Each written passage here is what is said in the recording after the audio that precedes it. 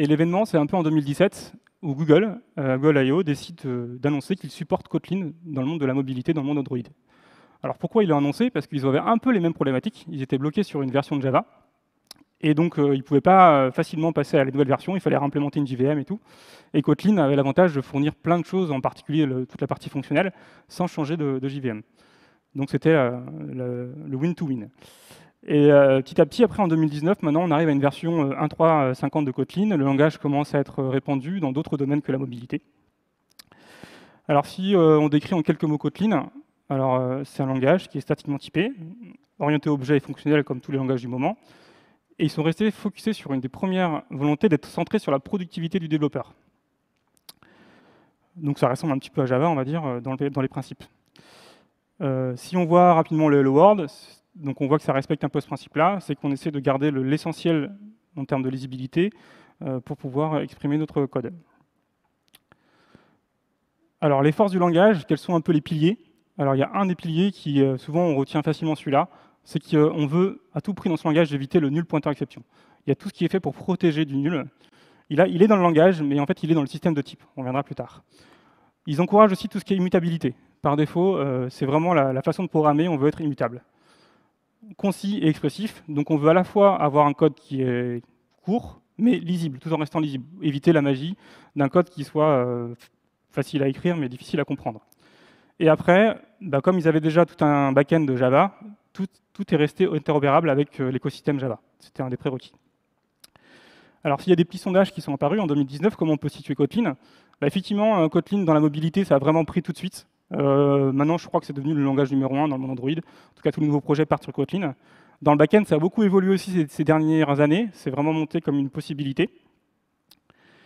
Par contre, les projets qui utilisent Kotlin aujourd'hui, vu le langage, même s'il a été créé il y a 9 ans, c'est que des langages qui sont plutôt récents, moins de 6 mois ou 1 an, qui ont commencé à utiliser Kotlin. Et après, d'où viennent les programmeurs, les développeurs qui font du Kotlin? Ils utilisent aussi beaucoup en même temps Java. On voit qu'il y a vraiment un lien de parenté. Mais aussi, on peut voir dans ce sondage que JavaScript est aussi un langage qui est utilisé en même temps que Kotlin. Donc c'est un peu un langage qui veut essayer de fédérer un peu tout le monde autour de quelque chose. Alors maintenant que j'ai présenté Kotlin, je vais me présenter. Je m'appelle Bonapriou. Je suis plus connu sur Twitter et GitHub par le handle Binoot. Je fais un peu d'open source dans le projet ASCII Doctor. Et je travaille à Lectra. Donc Lectra, c'est une société basée à Bordeaux qui fait ce type de machine, qui permettent de découper toutes sortes de matériaux textiles dans le domaine de l'ameublement, de l'automobile ou de la mode. Et moi, je travaille dans des équipes qui vont développer des services cloud pour ces machines, tout un ensemble de services cloud avec des ensembles de microservices, et toute une offre cloud qu'on propose à nos clients pour accompagner ces machines. Alors personnellement, moi, je suis un développeur Java depuis 12 ans. Quand j'ai commencé, c'était mon premier langage, ça a toujours été mon premier langage. Et j'ai toujours pensé aussi que ça allait être mon seul langage. J'ai bien essayé d'autres langages, Groovy, Scala, j'ai voulu être polyglotte, mais j'ai pas dépassé forcément le tuto ou le petit bout de code dans son coin, mais jamais vraiment en production, aller jusqu'à l'utiliser dans mon quotidien. Et là, personnellement, depuis un an et demi, j'ai essayé Kotlin, et la courbe d'apprentissage a fait que très vite, j'ai adhéré au principe du langage. Et par surprise, j'ai vraiment apprécié au point de dire que Java, j'avais envie de le mettre un peu de côté, et que ça devenait mon langage du quotidien, et essayer de voir comment je pouvais le travailler et vraiment l'utiliser en production. C'était un peu l'objectif. Et donc, je vais expliquer un petit peu ce parcours. Alors, pourquoi on va parler aussi des tests dans cette conférence? Des tests, je ne reviens pas sur le principe que c'est très important et que ça permet de développer du code de qualité. Je vais en parler sous un autre angle. Je propose en tout cas que pour moi, ça peut être aussi, bien sûr c'est important, mais ça peut être aussi un terrain de jeu pour pouvoir un petit peu faire du code plus marrant. Alors déjà, ce n'est pas du code qui est livré en production, c'est du code qui aide à faire du code de production. On peut imaginer que dans un code legacy, c'est là où on peut avoir un peu plus de liberté dans le design, on peut faire des choses différentes, même si voilà. Et des fois, c'est vrai que dans les codes de test, il y a du code qui peut être un peu barbant à écrire, tout ce qui est préparation de jeux de données. Et donc pourquoi pas essayer de mettre un peu de fun dans tout ça. Et ma proposition ici, c'est de dire pourquoi pas apprendre Kotlin par les tests. C'est un moyen de facilement l'introduire dans un projet. Et après, si on se sent vraiment plus à l'aise, on pourra l'utiliser aussi dans ses sources. Alors, pourquoi c'est possible de le faire? Alors, Java et Kotlin, ça marche très bien ensemble. Et donc, ça marche dans un projet qui peut être mixte, Java et Kotlin, parce que le compilateur Kotlin et Java peuvent travailler ensemble et compiler des fichiers Java et des fichiers KT pour livrer un seul jar, le même bytecode. Et à la fin, on peut avoir un programme qui contient du source Java, du source Kotlin. Alors, comment c'est possible? Eh bien, dans un projet, on peut mixer du Java et du Kotlin très simplement.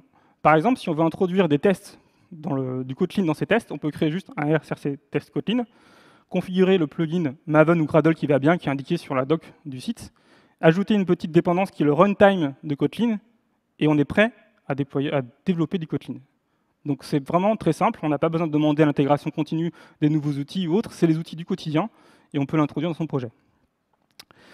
Ce qui est super, c'est comme la philosophie de JetBrains, c'était d'avoir un écosystème Java et Kotlin qui vraiment se serre la main, et bien tout le code qu'on va écrire dans son projet en Java sera visible dans le Kotlin, et tout code Kotlin sera visible dans Java, sans rien configurer, c'est simplement le même ensemble de sources.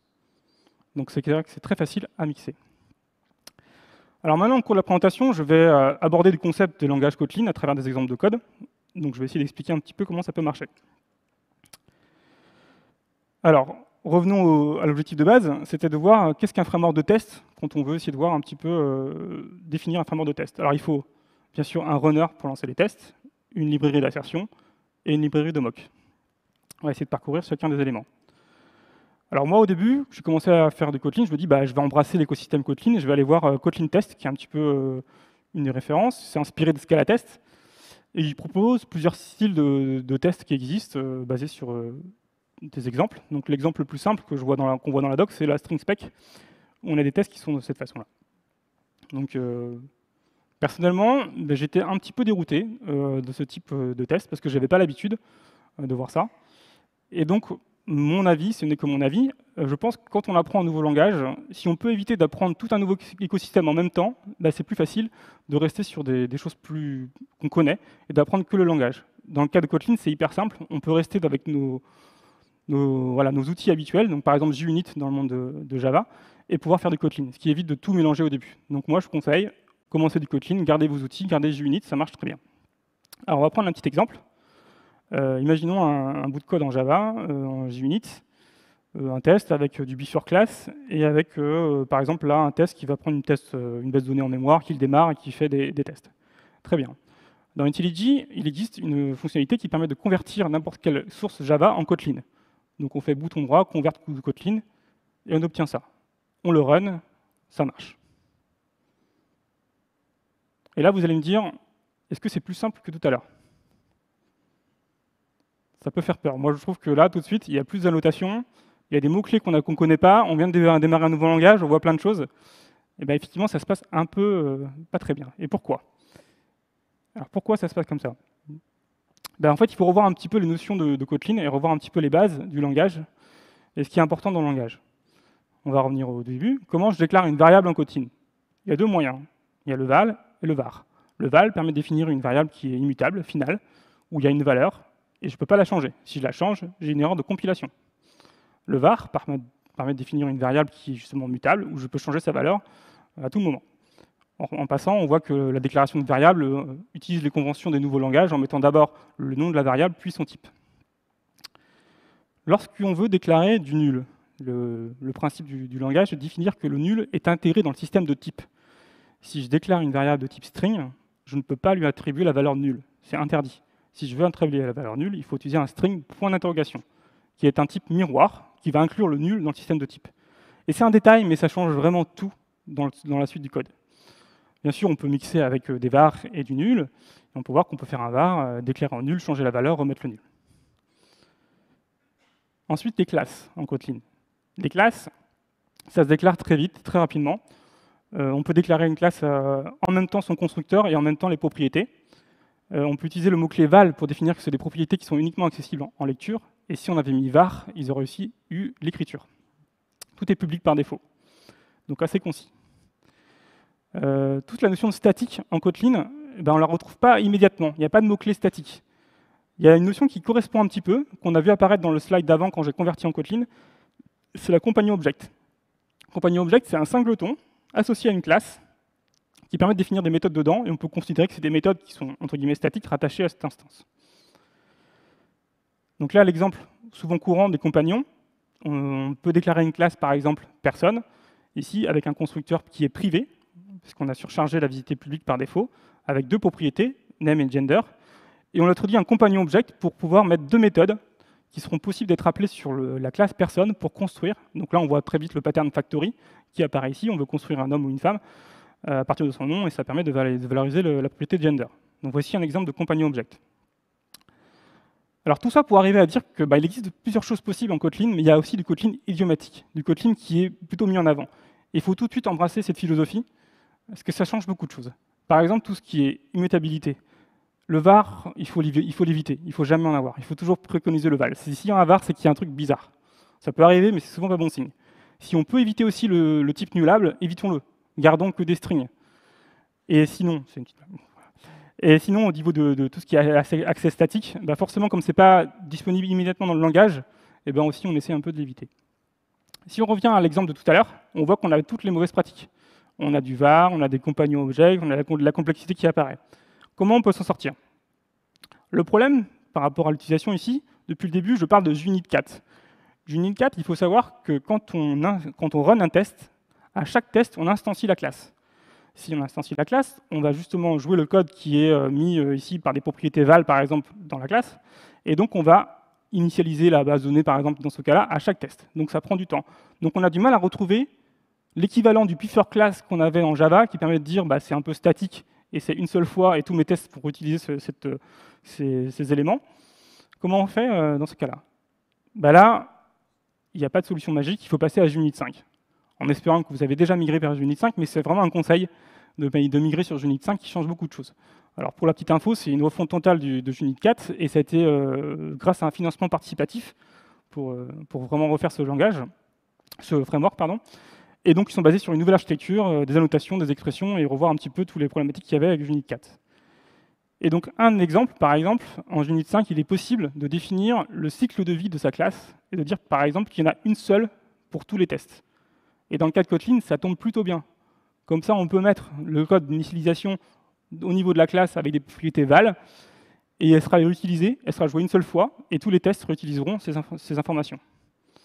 Voilà, par contre, c'est vrai que c'est peut-être un peu intrusif. On a ce test instance qui apparaît en plus dans chacun des tests, mais ils ont pensé à tout. Si dans votre projet, vous faites justement tout le temps la même chose, vous pouvez changer le cycle de vie par défaut de vos tests par un fichier de properties que vous mettez dans les tests ressources, et dans ce cas-là, vous dites que c'est par défaut par classe. Ce qui revient dans le code d'après à enlever la notation test instance et de faire un code, voilà. Donc là, on arrive à un exemple où on a vraiment réduit le test, et on a utilisé du Kotlin qui est idiomatique. On a enlevé les var, on a gardé que des val. Si on continue un petit peu dans les tips and tricks au niveau de Kotlin, en fait, quand on nomme des tests, il y a un peu deux familles. Il y a les camel case et les snake case. Qui est plutôt camel case? Ok, peut-être 50%. Snake case? Un petit peu moins. Donc, il y avait plus de 50 tout à l'heure. Et bien en fait, en Kotlin, on évite de tout ça. On fait le backtick, qui permet de dire que la chaîne de caractères qui est là peut utiliser des caractères comme des espaces. Et donc, on peut, dans une autre méthode, utiliser ça. Dans les tests, c'est hyper pratique. On n'a plus à se poser la question, on peut mettre une phrase, et donc quand ça va apparaître justement dans les rapports de test, on aura quelque chose de plus lisible, et pas des underscores ou des majuscules. Après, une autre chose qui est très pratique, c'est tout ce qui est inner class, donc classe imbriquée.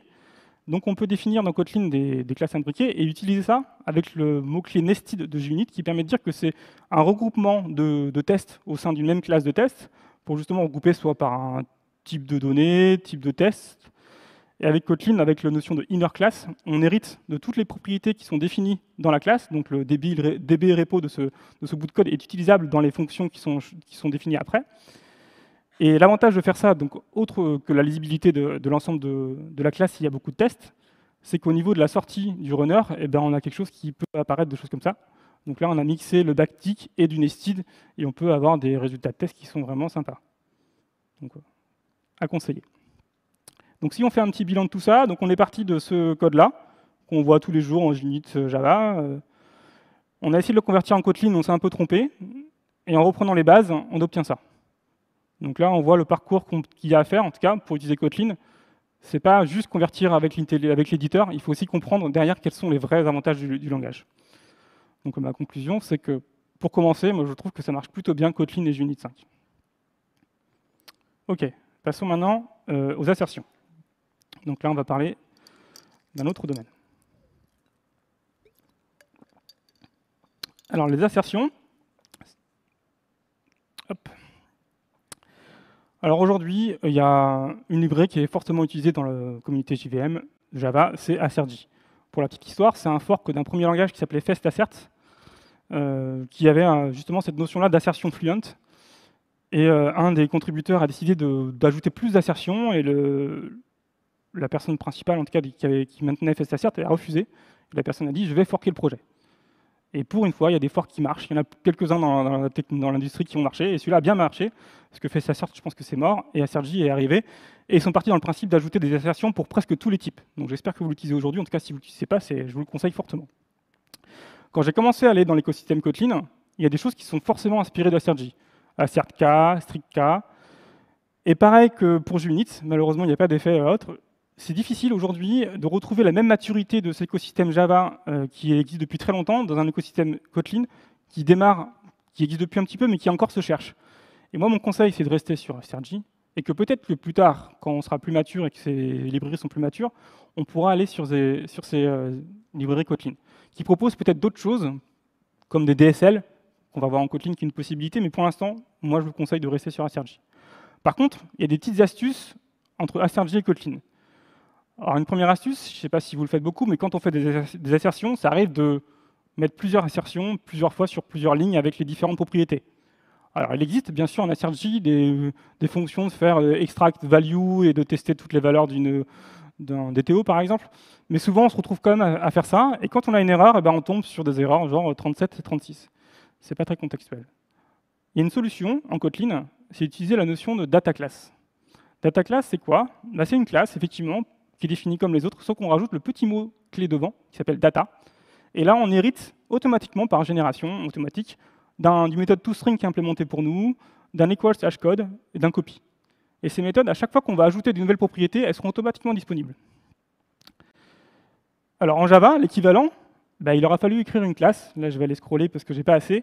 Justement, pour retrouver ce même comportement, avec les 4 champs, avoir un constructeur, avoir des getters, avoir des toString, des equals hashcode. Et si je rajoute un nouveau champ, il faut que je régénère mes equals hashcode. En Kotlin, je vous rappelle que c'est juste ça. Et donc l'avantage de faire ça, c'est que derrière, si on fait son assertion en utilisant ces data classes, en utilisant justement la méthode isEqual, ici, au niveau de l'output qu'on a quand on a une erreur, on retrouve la fonctionnalité de toString qui est utilisée pour représenter la valeur, et on voit automatiquement quelle est la propriété qui est différente entre les deux objets. Donc ça, je le conseille aussi si on peut. Après, il arrive des cas où on ne peut pas faire une data class parce qu'il n'y a pas de possibilité. On peut utiliser d'autres fonctions qui existent dans le langage Kotlin, qui sont built-in, des fonctions de premier niveau, qui permettent de définir, par exemple là, le with, qui permet de construire un contexte où on va rassembler l'ensemble des assertions sur un objet. Alors comment ça marche en dessous? Ce qu'il faut imaginer, c'est que dans cette méthode with, à l'intérieur, le this correspond à la personne DTO, et donc il est juste omis par simplicité, mais il faut imaginer qu'on a un this.firstname, this.lastname, this.age, this.gender. Et si on va un peu plus loin pour expliquer comment ça marche, parce que dans Kotlin, ça paraît magique, mais rien n'est magique, tout est de la convention et de l'expression. Derrière, il faut imaginer que le with, ça prend deux paramètres. Un premier, qui est un premier objet, et un deuxième, c'est une lambda, avec comme contexte le premier objet. Et en Kotlin, si un dernier paramètre d'une méthode est justement une lambda, on peut la sortir et fermer les parenthèses sur le premier paramètre. Ça peut paraître un détail, mais quand on commence à faire des DSL ou autres, c'est vraiment magique. Donc ce qui se passe derrière, c'est qu'il y a deux paramètres, le receiver et une fonction avec le contexte receiver. Là, on commence à approcher du Kotlin qui commence à être plus compliqué et on dépasse un peu juste les valvars qu'il y avait au début. Donc si ça vous intéresse, l'année dernière, j'ai fait un talk justement sur Kotlin et les DSL, un petit peu d'autopromo, où je joue un petit peu avec ça, et là, on voit toute la puissance du langage. Donc conclusion, pareil, on reste avec des acquis, Assergy, Kotlin, ça marche plutôt bien. Maintenant, on va attaquer les hooks et toute la famille de hooks. Donc là, dans l'écosystème Java, qu'est-ce qui est bien? Vous allez me dire, Mockito. Effectivement, Mockito, c'est quelque chose qui est largement utilisé pour tout ce qui est mock. Il y a juste quelques petits soucis. Par exemple, le mot-clé when, qui est utilisé dans Mockito, c'est un mot-clé réservé en Kotlin. parce qu'on peut utiliser un when. Et autre point qui aujourd'hui, c'est que Mockito ne sait pas moquer les classes final. Alors il y a peut-être des extensions, des incubations qui permettent de commencer à contourner cette problématique, mais Mockito ne sait pas le faire par défaut. Et pourquoi ça pose un souci dans Kotlin? C'est qu'en fait, par défaut, toutes les classes dans Kotlin sont final. Et si on veut pouvoir justement autoriser l'héritage, il faut explicitement mettre le mot-clé open. Donc c'est un choix fort dans le langage. Par défaut, on est sur ce mécanisme-là. Et donc forcément, dans Kotlin, avec Mockito, ça marche pas trop bien, parce que soit on est obligé d'ajouter le mot-clé open sur les classes qu'on va moquer, donc là on est un peu intrusif dans le code source par rapport à ça, soit on définit des interfaces autour des classes qu'on veut moquer pour pouvoir justement utiliser Mockito. Donc c'est possible, mais c'est quand même pas forcément idiomatique. Donc il y a une alternative, c'est Mocha. Alors Mocha, c'est quoi? C'est l'idée de reprendre justement une syntaxe DSL élégante avec toutes les fonctionnalités de Mockito. Donc là, on est sur un premier librairie framework qui propose quelque chose de différent par rapport à l'écosystème Java. Là, tout à l'heure, où sur JUnit et SRJ, on ne voyait pas forcément la plus-value d'aller voir ailleurs. Là, il y a vraiment une plus-value. Et je pense que c'est l'avenir des frameworks dans Kotlin, c'est de pouvoir trouver cette différenciation par rapport, qui est assez forte pour pouvoir changer. Donc l'exemple, dans Mockito, là, on ferait un when, then return. Donc on voit qu'on backtick le when, parce que c'est un mot-clé réservé en Kotlin. C'est un peu pénible. Et là où en Mocha, on a un mixte, où on fait un every, qui est justement plus facile qu'ils ont changé pour pouvoir pas avoir ce problème, avec entre accolades justement ce qu'on veut moquer, et le return, ce qui ensuite. Donc là, on voit qu'on approche aussi des fonctionnalités de Kotlin qui sont du DSL, où derrière, il faut imaginer qu'il y a des parenthèses et des points qui se cachent, parce qu'on a facilité l'écriture, et que le framework nous le propose. Alors c'est marrant parce que c'est un petit peu cette influence qu'il y a de passer d'un Mocha dans le monde Kotlin, c'est qu'il y en a beaucoup qui le font. Un des grands acteurs, par exemple Spring, qui travaille beaucoup sur Kotlin, a aussi cette tendance à vouloir aller plutôt proposer de faire du Mocha au lieu du Mockito. Alors, comment ça se passe quand on met justement tout ça ensemble? Donc là, on reprend un exemple directement en JUnit 5, et on met du Mocha. Alors pour moquer, Mocha, il propose un petit mot-clé qui s'appelle Mocha, justement, qui permet de moquer. Donc là, on a moqué le repository.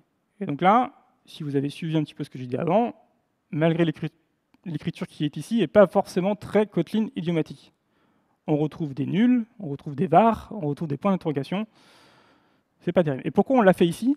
Parce qu'on a envie que chaque test a une indépendance au terme de mock, et que le mock, on le réinitialise entre guillemets entre chaque test pour pouvoir justement pas avoir de couplage dans nos tests. Il y a une solution qui existe pour justement commencer à tendre vers l'idiomatique, c'est utiliser le mot-clé latenit. On l'avait vu tout au début dans les premiers exemples, on l'explique un peu mieux ici. Le latenit qui est ici, en rajoutant, je ne sais pas si vous voyez la différence avec le side précédent, je vais revenir, il y avait du nul, et là en fait avec le latenit, il n'y a plus de nul. En fait, on va dire au langage que la variable, elle sera initialisée, fais-moi confiance, elle sera initialisée quelque part, donc elle ne sera jamais nulle. Et donc là, elle sera initialisée quand? Dans le before each. Donc comment ça marche? C'est que ça permet d'indiquer justement que cette propriété sera initialisée, donc soit par nous, soit souvent par un framework d'injection, donc souvent par exemple avec du Spring ça peut arriver. Ou alors, et ce qui va se passer, c'est que si on accède quand même à la propriété alors qu'elle n'est pas initialisée, on aura une exception en disant qu'elle n'est pas initialisée. Donc l'idée derrière, c'est de ne pas utiliser des types nullables, de ne pas déclarer des types nullables qui seront juste nullables parce qu'on n'a pas encore la possibilité de définir une valeur à la déclaration. Après, si on revient à tout ça, quand on commence à jouer les tests avec ça, Mocha, on se rend compte que ça coûte un peu cher. Alors c'est peut-être le début du projet, mais en tout cas l'instanciation d'un mock, surtout le premier, peut coûter très cher. J'ai vu des cas jusqu'à 500 millisecondes. Et donc quand on va enchaîner comme ça des mock-cas dans le before each, on peut imaginer qu'on va payer un peu ce coût de mock. Et la solution, donc le langage le propose, le framework le propose, c'est d'utiliser la fonctionnalité clearMocks de mock-cas qui permet au début de réinitialiser les mocks. Et donc là, si on mélange avec tout ce qu'on a fait avant, en fait, on peut revenir sur des vals en termes de propriété, on peut réinitialiser un mock au début une seule fois, le déclarer, et juste dans le before each, faire un reset de ce mock. Et donc là, on associe vraiment toutes les bonnes pratiques de Kotlin avec le framework. Donc ma conclusion sur cette partie mock, c'est que justement, avec Mockito, ça marche, mais pas non plus super bien, et on peut passer sur Mocha.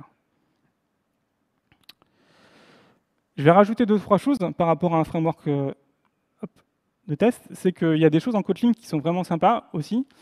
Par exemple, la notion de string template hero. Moi, ça m'arrive souvent dans les tests d'écrire du JSON. Et d'écrire du JSON en Java, c'est vraiment pénible. Il faut tout échapper. Et les copains JavaScript rigolent un petit peu.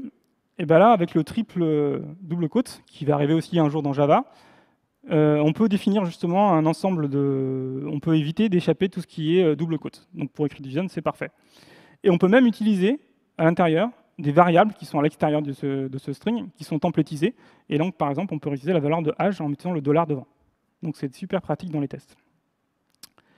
Autre chose super intéressante, moi je fais pas mal de DDD. J'écris pas mal de value objects. Alors déjà, les value objects dans Kotlin, c'est des data classes. Donc je ne sais pas si vous avez déjà écrit des value objects en Java, mais c'est assez pénible. Vous avez pu le voir ce matin si vous avez vu le talk de Xavier Blanc. En Kotlin, il suffit de faire une data class qui est justement immutable par ses valeurs, et égale par ses valeurs. Et donc là, moi j'ai par exemple un exemple dans mon domaine où j'écris une taille complexe dans mon métier. C'est 3 composantes différentes, le grading, le special grading 1 et special grading 2, sachant que la première est obligatoire, la deuxième n'est pas obligatoire et si elle peut être nulle, et la troisième non plus. Donc on voit en termes d'expressivité, déjà c'est super sympa dans le code de production de pouvoir écrire ça.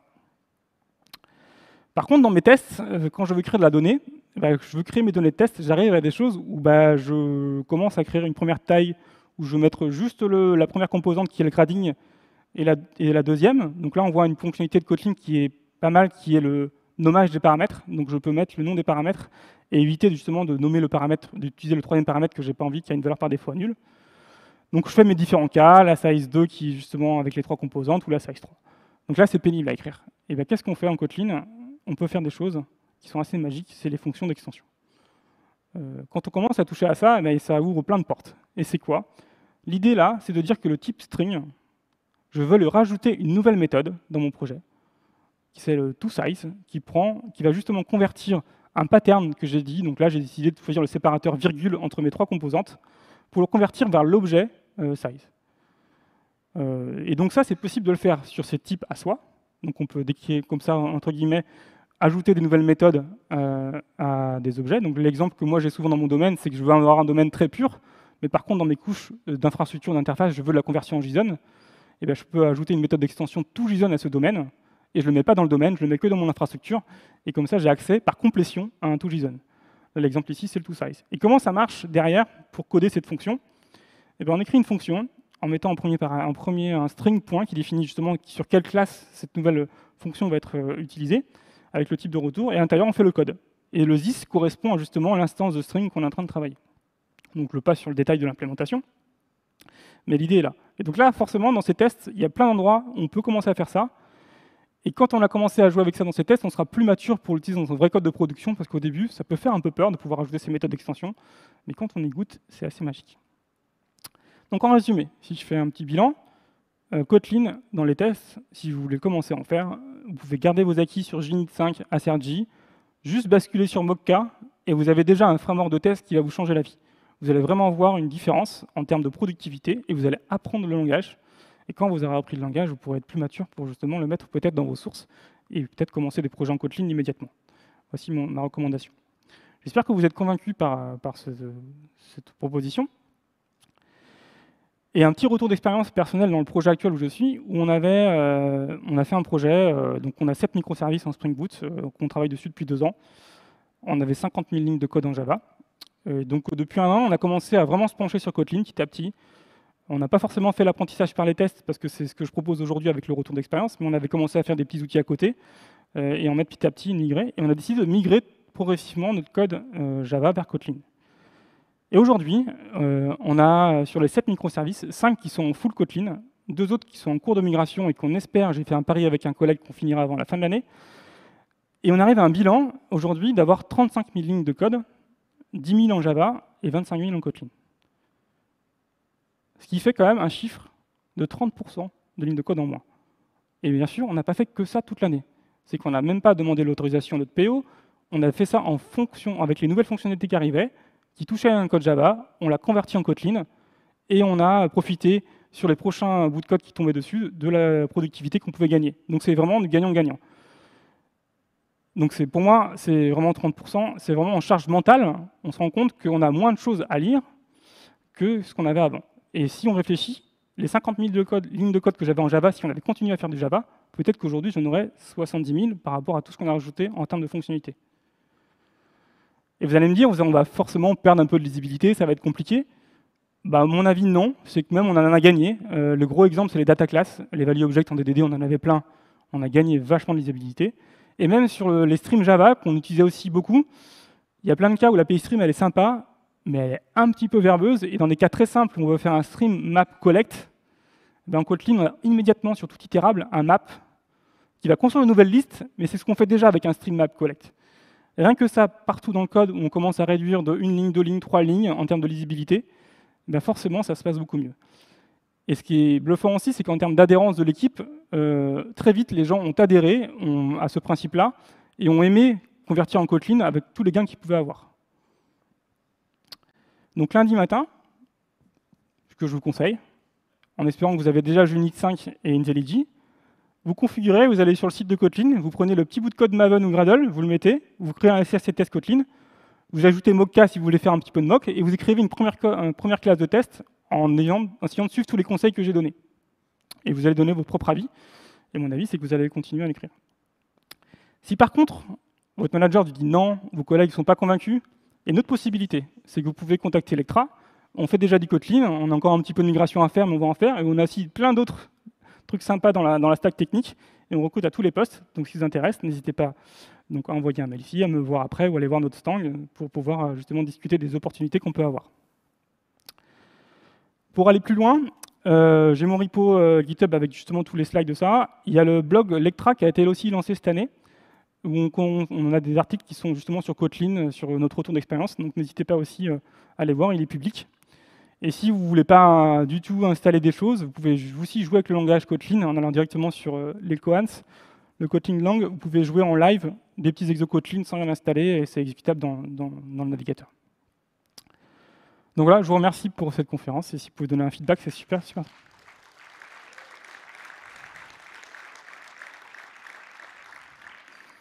Donc si vous avez des questions, elles sont les bienvenues.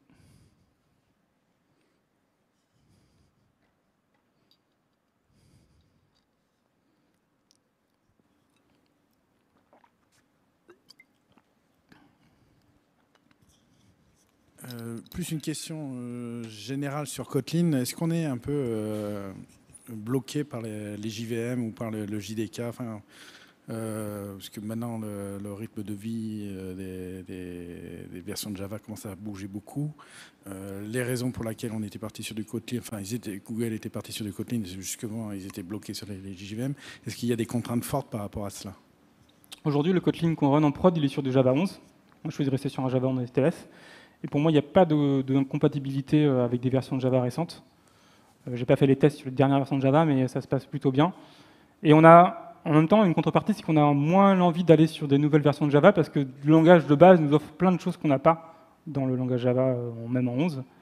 Donc on a moins le sentiment de pouvoir toujours aller vers la dernière version pour avoir le petit chose syntaxique qui nous manquait.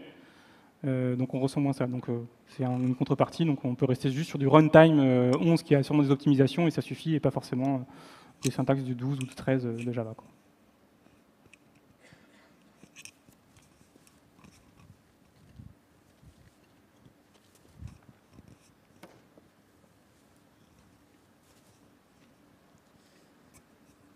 Merci pour la présentation. Il y a la partie migration qui m'a pas mal intéressé. J'avais 3 questions là-dessus. Votre équipe, elle est de combien de personnes concernant la migration? Alors en fait, on est une équipe de 3 back-end et environ 3 front-end et un valideur. Et ce qui est assez rigolo sur cette histoire, c'est que la migration était forcément initiée par les gens plutôt du back-end qui travaillaient là-dessus. Mais aujourd'hui, des gens qui faisaient plutôt du front, le Java, forcément, c'était quelque chose qui était un petit peu boilerplate et qui avait moins l'envie d'aller essayer de contribuer, le Kotlin a été quelque chose qui donne plus envie d'y aller. Et donc l'équipe s'est beaucoup plus focalisée justement sur ce nouveau langage qui permettait de réconcilier un peu tout le monde, parce que ça ressemble à TypeScript, parce que ça ressemble à d'autres langages. Et donc petit à petit, on embarque un peu tout le monde dans cet objectif-là. Et donc on a un peu plus de force vive pour travailler, mais au moins il y a au moins 3 personnes qui migrent. Et du coup, les formations, elles se sont passées comment vers le Kotlin? Alors justement, il y a Aujourd'hui, on n'a pas voulu prendre de formation externe parce que je pense qu'il n'y a pas super formations externes qui sont disponibles. Donc on a profité, Lectra a décidé d'envoyer des personnes, par exemple à la Kotlin Conf, de focaliser sur quelques personnes au sein de la R&D qui vont monter en compétences, et on a fait pas mal de formations internes. On a fait 3 séances de formation interne pour justement juste donner les bases de Kotlin et donner envie aux gens soit de rester sur Java, c'est tout à fait possible, ou soit d'aller sur Kotlin. Et aujourd'hui, l'état des lieux, c'est que tous les plateaux de développement qui faisaient du Java sont en train de passer à Kotlin ou sont déjà passés à Kotlin. Donc c'est assez, voilà, je le dis comme ça, c'est assez bluffant, c'est qu'il y a eu une adhérence globale de tout le monde sur ce langage. Peut-être que ça ne marche pas dans tous les contextes, mais en tout cas dans notre contexte, ça correspondait tout à fait à nos problématiques du moment, et on est parti sur ça. Alors ce qui impose d'autres problématiques, par exemple en termes de recrutement, on va plutôt se focaliser et essayer de retrouver des gens en Kotlin, donc il faut être d'accord avec cette direction, qu'il faut assumer de la formation, qu'il faut avoir des offres justement de recrutement qui sont un peu différentes, même si le Kotlin, si on fait du Java, ça se passe plutôt bien. Merci.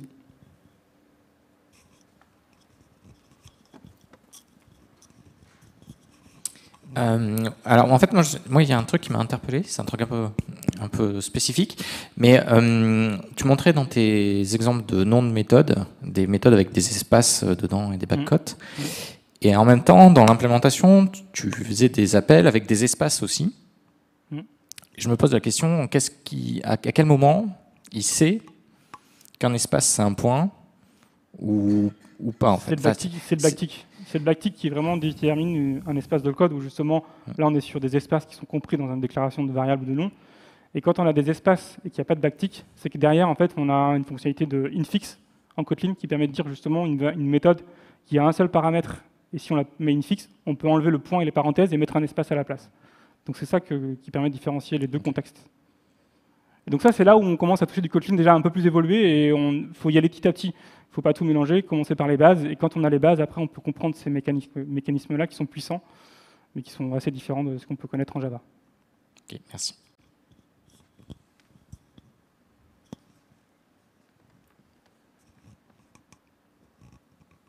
Qui va commencer à faire du Kotlin lundi? Ah, tout le monde. Parfait, super. Moi, je vois un danger avec les sucres syntaxiques. C'est qu'au bout d'un moment, il y a certaines personnes qui deviennent experts dans ces sucres et qui vont les utiliser et ça va augmenter leur productivité. Mais du coup, ceux qui viennent d'arriver et qui viennent de commencer le Kotlin, est-ce qu'ils ne vont pas être perdus sur des trucs qu'ils ont jamais vus? Pour moi, ça a été un des défauts, par exemple, de Scala, c'est qu'on est arrivé très rapidement à du code qui était lisible que par les experts Scala, quoi. C'est vrai que c'est un des risques, mais je pense qu'ils n'ont justement pas été trop loin dans le sucre syntaxique et ils ont refusé des choses et resté sur des choses qui sont, pour moi, les bornées. Il y a plein de choses qu'ils ont refusé de faire dans le langage pour rester sur de la productivité. Et ce que je trouve bien aussi, c'est qu'à chaque fois qu'on a des choses un peu complexes comme ça, on peut toujours faire CTRL-clic et aller vers l'implémentation qui est derrière. Et par exemple, pour l'histoire de l'espace entre deux noms, qui est un peu DSL, si je clique dessus, je vais arriver sur la méthode qui est derrière, qui a noté une fixe, et je peux essayer de comprendre. Alors bien sûr, il faut de l'accompagnement. Pour un débutant, c'est pas facile. Mais bien sûr, il faut embarquer tout le monde dans cette histoire-là. Mais je pense qu'ils ont réussi à peut-être éviter le problématique de Scala, qui est avec tous les opérateurs possibles et inimaginables qu'on peut définir. Là, il n'y en a pas tant que ça. Tout est limité. Donc, c'est pas magique, mais ça résout en tout cas un des problèmes.